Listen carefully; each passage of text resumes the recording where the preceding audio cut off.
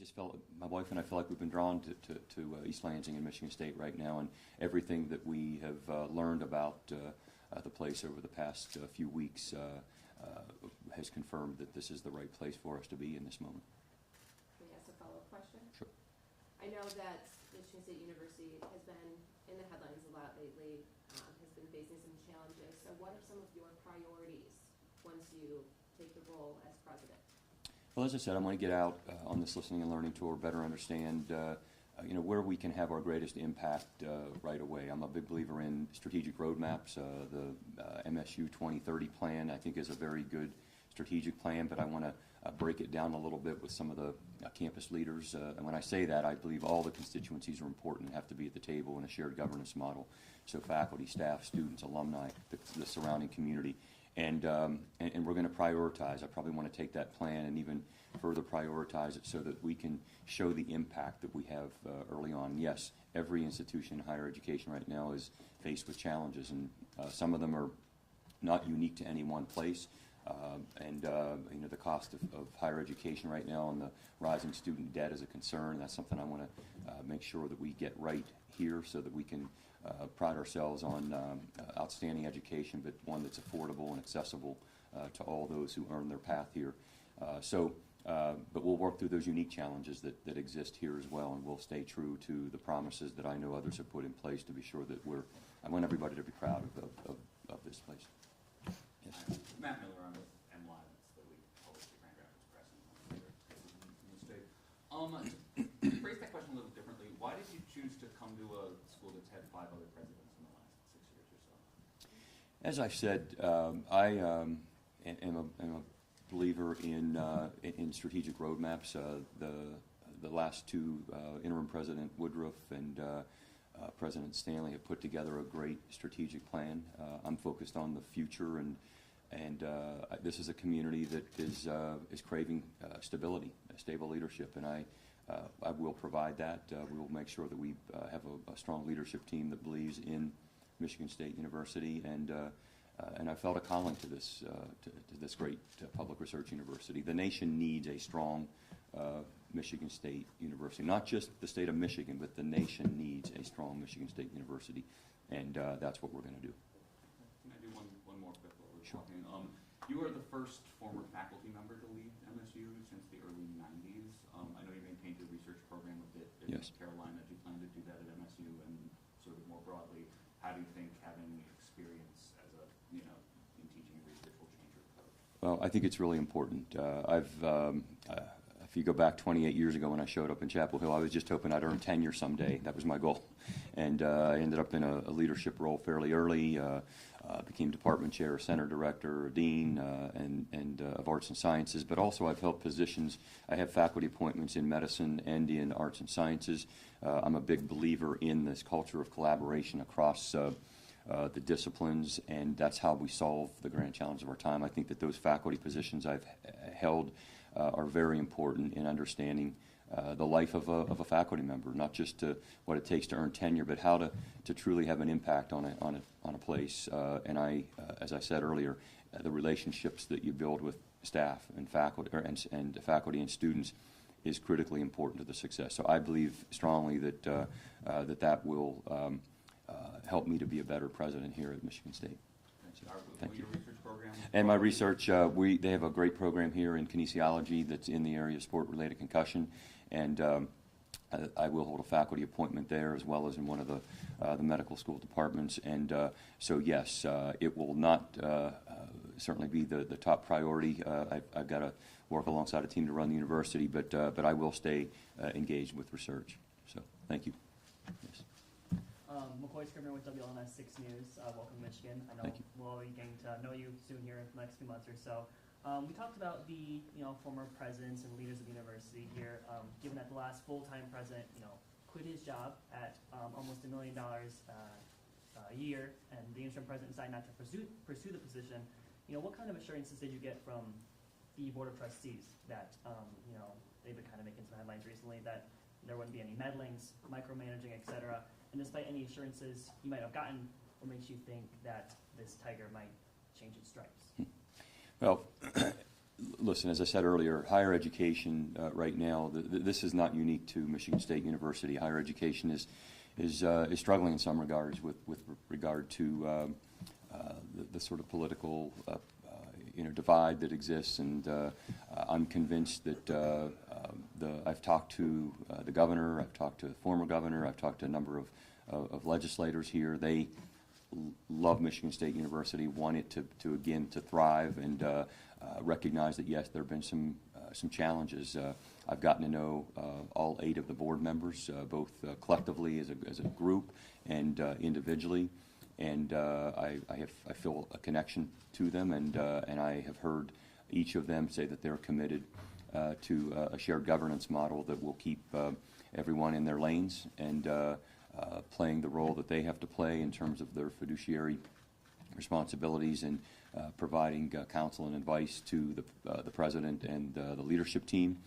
And I committed to them that I would build a leadership team and that we would work in a collaborative way with them. So I'm very optimistic and headed toward the future. My eyes are on the future for Michigan State University, not looking to the past.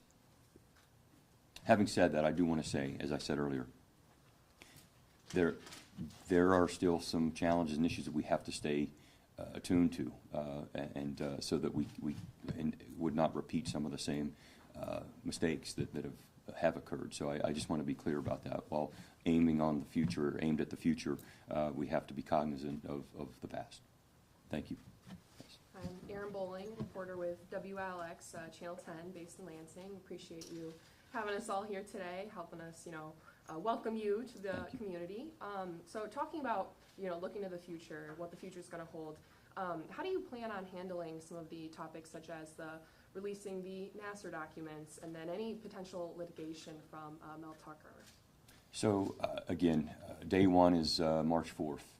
I still have a lot to learn and to be read in on a number of those situations. Obviously, it's been in the news, and I'm aware of it at that level. And those conversations will begin here over the early part of probably February and into my arriving officially in March.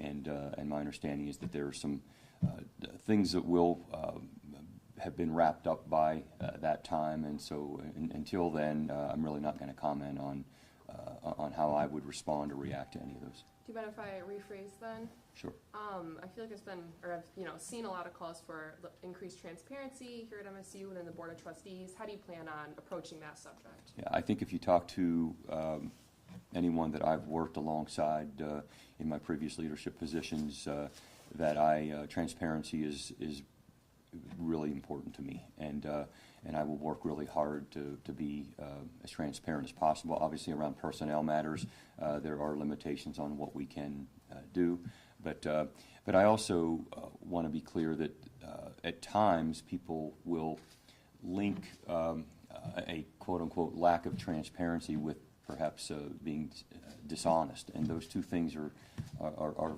very different and separate, and I will guarantee you and promise you that we will work with the community with the highest level of integrity, honesty, with hopefully an appreciation and understanding that we can't always be as transparent until a certain point, especially around personnel matters, but I believe in transparency.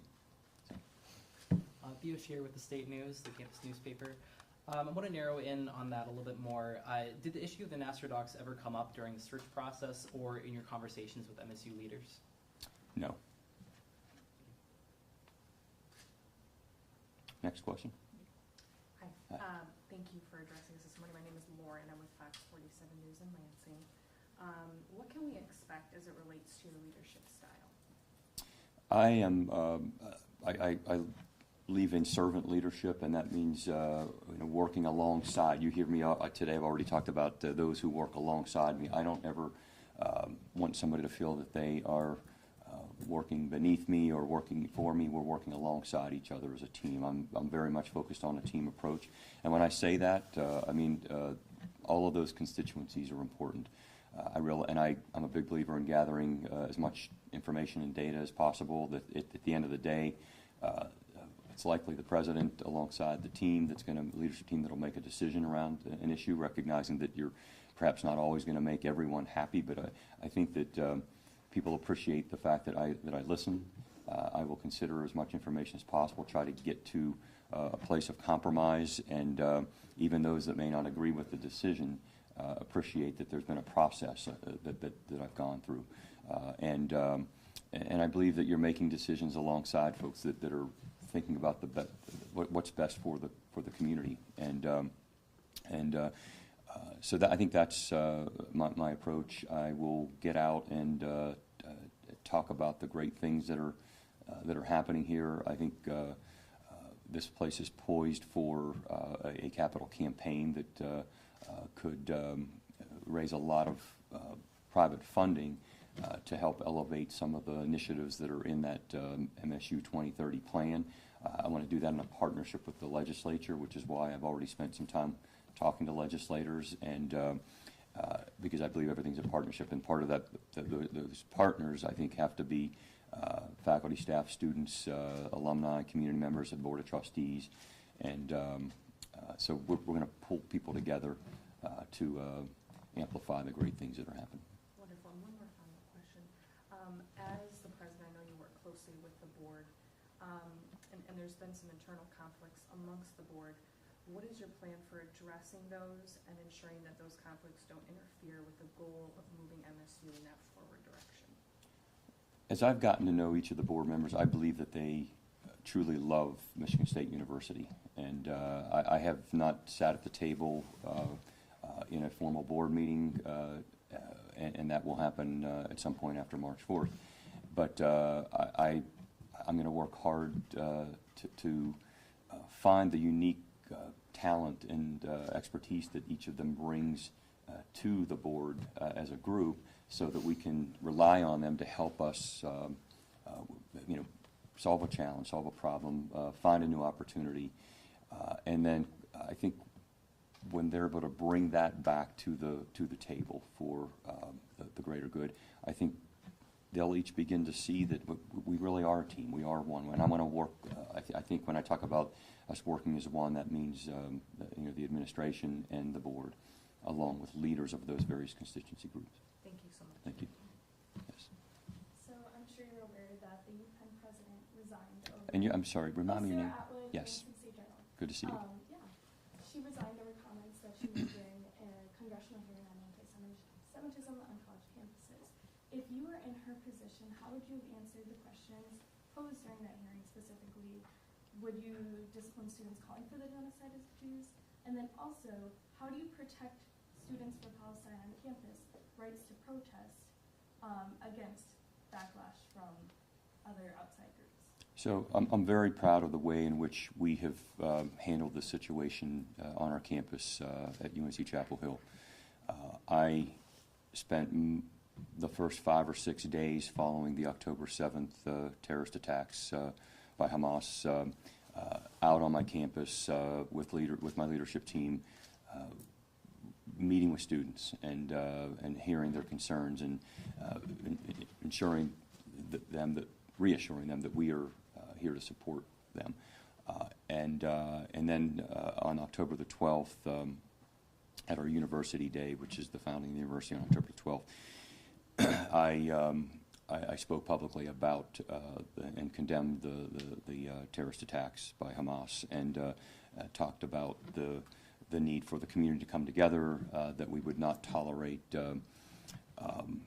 violence in any way on our campus, that we would not that anti-Semitism, that our campus was in no way would allow anti-Semitism or prejudice of any type on our campus, and following a campus message the following day where I talked about the need for the community to come together, to bring together our Carolina Center for Jewish Studies, our Center for Middle Eastern and Islamic Studies, our Program for Public Discourse, to help our campus community better understand this conflict, of which there is a lot of misinformation, and social media has only made this worse, if you haven't noticed. And so that's the way I've handled it. That's exactly how I would handle it here. We, as a leading global public research university, have a responsibility to help educate and model the way in which we should have respectful discourse around some of the world's biggest challenges. So, thank you. Yes. Hi, Daniel James. I'm with Michigan Information and Research Service. We call it MERS. I kind of want to hone back in on the Board of Trustees for just a second. And I want you to tell me a little bit more about, how much of a factor was potential infighting among the board for you when you were deciding to come here? As I've already said, I have spent time individually with each of the trustees. I have heard them, they've looked me in the eye and have said, we are committed to a stronger, better Michigan State University that everyone will be proud of. And I've sat with them collectively, and we had a wonderful reception last evening in which I think all but maybe one was unavailable to attend. And the future it's a bright future for MSU, I promise you. And I'm confident that we will be able to work collectively with the board. And I'm beginning that process today as I start to meet with some of the various constituency groups. Yes. Another question. McCoy with 6 News again, WLNS 6 News in Lansing. Obviously, the MSU community has been through a lot this past year, the tragedy in February. What message would you want to give to not only the students, but Spartans, not only in Michigan, East Lansing, but across the nation? I think one of the roles that higher ed right now has to accept and has a responsibility, and that is to be very forward-looking. We need to prepare students for careers and jobs that don't even yet exist today.